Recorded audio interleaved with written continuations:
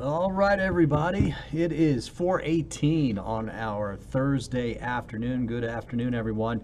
I'm 10 Tampa Bay Chief Meteorologist Bobby Deskins, and that could be our first tropical depression or even storm of the season. Hurricane hunters are out there right now. So I want to give you a brief update. Kind of held off on my post here this afternoon because Recon's out there right now, and I'm thinking they might want to do something as far as naming this.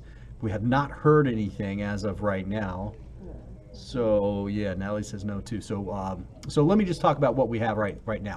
All right, so here's a look at it. Let me take you back here. This is a graphic we have that we use all the time. This shows you where we expect tropical development during the month of June. And this is just a graphic we've had forever. Look at that green spot. That's one of the highest places, right? More likely, look where it is right now. That is Invest 91L. We've been watching it for several days now. We got the Invest yesterday. Pressure's down to 1,007 millibars. Probably looking like 1,006 with winds in the 40s right now. And if that's the case, then we do likely have a tropical storm on our hand. Right now, the Hurricane Center has this at about a 70% chance of developing. And they basically said that we could be looking at either a depression or Tropical Depression 2 at 5 o'clock. There we go. Tropical Depression 2 coming out at 5 o'clock. So we're going to get a track on that. Could you do the Tropical Tracker 1, if you don't mind? So we're going to get a depression out of this. So basically, first name on the list is Arlene. It does not get a name until it becomes a tropical storm. But they're going to go Tropical Depression number 2 starting at 5 o'clock this afternoon. So we'll be getting a track with it when we get that. We'll show you that here in just a little bit. Look at what's happening here. I mean, basically, obviously, here's where the center is right here. But the flow around it is throwing moisture our way. It's not exact rain bands like you see here. These aren't extending all the way out. But the flow is, and there's a lot of moisture involved in that. And then it kind of gets into our own environment here and starts these slow-moving showers and thunderstorms. And that's really the extent of what I think we're going to get out of this. It is centered over warm water. You need 80 degrees or higher. The orange is 80 or warmer. And so it's right on the cusp here, but it's actually going to start to come back down to the south. So currently it's over 80 degree water. Forecast-wise, it's coming south. It's going to move over the warmer water anyways. Here's the latest look at it right now, and you can see that it actually looks fairly well. And what's happened is, it was in an area of shear yesterday, and that's why all that was blowing off in our direction. But it drifted a little bit to the north, and it's gotten out of the shear, and you can see from the visible satellite here, let me go in a little bit more, that it's pretty well stacked now. You've got your mid-level in here, the surface low is probably just a little bit to the south of that, but it's close, and it's under this cloud deck, which we would call a central dense overcast, or a CDO. And so to get a depression, you need a closed low, which means they went in there and they found about 1,006 millibars, and then more or higher pressures when you go further out. So you can close the low off there. And you need that CDO. You need those clouds over the center like that, especially if you want to make it tropical. Subtropical, you can kind of go without that. But we've got both. Now, Recon has been out there this afternoon. This is out of Keesler Air Force Base. This is one of the C-130s that they have out there. And looking at some of the numbers here, come on, pop up for me. Basically, what they were saying was we had winds of about 45 miles per hour at the surface here and a pressure of about 1,006, 1,007 millibars right here. All right, so that's enough to give it a depression status. Now, where's this thing going? It started out down here yesterday in some of the shear. This whole shear has actually shifted a little bit. Say it was here yesterday, it's kind of down here now. Right? It shifted a little bit further to the south. Plus, this kind of drifted up a little bit. So now it's in this area here where there's not a lot of shear, and that's the reason why we've seen it kind of flare up today. However, this shear, you can see it comes all the way down through here, and it's not really going to lighten up. Meanwhile, this thing is actually going to start to drift back down towards the south, get back into the shear, and that's just going to blow it all apart. Okay, so this is the window for it to do what it's doing, and obviously it's doing what it's doing. We have a depression now, but that is basically the only window that it has, because once it starts moving further south towards that western tip of Cuba, it's going to run into all of that shear. In fact, it's going to run into shear when it's down here west of the Keys.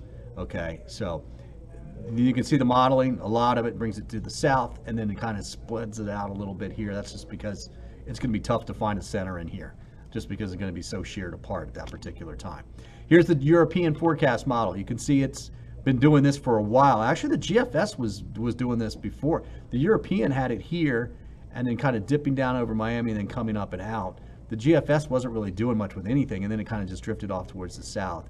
But the European in the last 24 hours or so is driving it to the south, and then look at that. This is tomorrow night into Saturday afternoon and Saturday evening. So you see, look, it just kind of fell apart.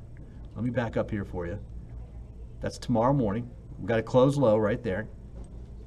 Tomorrow afternoon, still something there, right? That's Saturday morning, Saturday afternoon, 6 o'clock. Look at it just falling apart. And then there's just nothing really left of it. It's all sheared apart at that particular time. Now, our concern is just moisture being thrown in our direction. That is it, right? We don't have a storm coming at us. You don't need to worry about that. This is not one for us to worry about. In fact, here's the forecast for winds.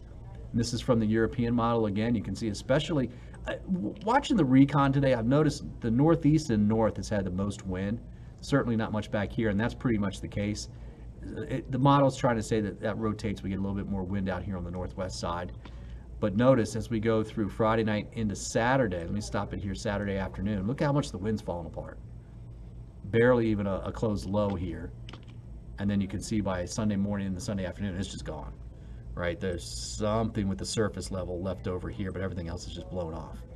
So, good dry run. Well, I shouldn't say dry run. That's probably wrong words to use for that. Do we have a cone yet? Not yet. Yeah, no. okay, yeah. They haven't set our system yet. They haven't set it out yet here for us. But the rain that we saw yesterday was heavy at times. Look, some places saw 3 to 5 inches of rain. We could do that again today in some of these heavier downpours. I think the overall coverage will be a little less today and even the next couple days. When you've got this thing sitting out here organized, let me come back up here and show you a little bit bigger picture. Yesterday, we had something sitting out here, okay, and a bunch of shears sending moisture our way. So we had widespread rain, and it was heavy at times. Today, since it's kind of consolidating a little bit of its energy out here, we still have the flow coming here, and that's what's helping pop up these storms today. But usually you have a lot of rising air here, which means you're going to have sinking air here, at least a little bit. And I'd say enough to cut down on the coverage a little bit. There's still plenty of moisture around, and we're still going to get scattered showers and storms. I don't think they'll last as long, and I don't think the coverage will be exactly what we saw yesterday. So that's pretty good coverage that we have out there right now. I wouldn't expect to see much more than that each afternoon all the way through Saturday. And I do think we will keep this type of pattern in here through Saturday. All right, so let's get a little bit closer now. Pasco, Hernando, Citrus County. These are really good thunderstorms here in the western part of Pasco County. That's very heavy rainfall. Starkey Ranch area just north of 54. That alone could put down 2 to 3 inches of rain. It's just some estimates from what we've seen so far. It's about 2 1/3 inches. So yeah, I definitely think we'd be getting something close to that in that area. And that's going to drift off towards the north. Let me put this into motion for you. See how it's moving to the north? It's actually developing up towards Spring Hill and Brooksville. So very heavy rainfall with there. And there's lightning in there as well too. Now Pinellas. We're getting to the afternoon commute here. And that is a big storm over Safety Harbor. Ton of lightning, western end of the Courtney Campbell Causeway, the Bayside Bridge. Very slow go of it all the way up McMullen Booth Road, up into even Oldsmar. Oldsmar, we're going to get some decent rain out of this. And then you get up into West Chase, Odessa, Keystone area. You had one storm come through, here comes another. And this is especially out towards the Citrus Park area, right up there by the mall. Very heavy rainfall over that. And so this type of heavy downpour will continue. Fishhawk, look at that, just east of Brandon.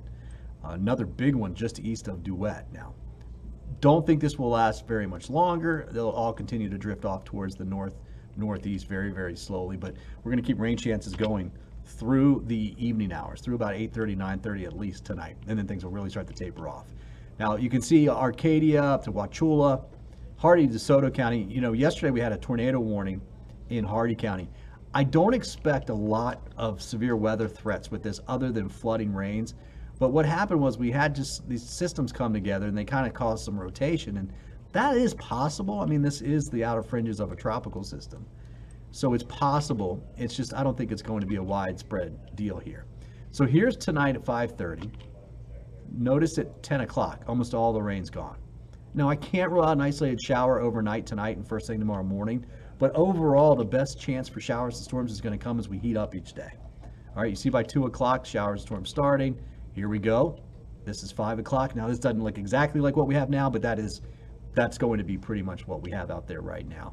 Tomorrow afternoon at 5 o'clock. And then Friday night plans, 8:30, 9:30. Most of it's falling apart. It'll be dry for that. Saturday, we're going to start it all over, dry in the morning. Once we get to the afternoon hours, we will have scattered showers and storms, but the coverage will be less altogether, both Saturday and Sunday. I still think we'll see some afternoon showers and storms in Sunday. So that's it, guys. I'm getting ready here for the 5 o'clock show. This next 12 hours will show the best chance for rain.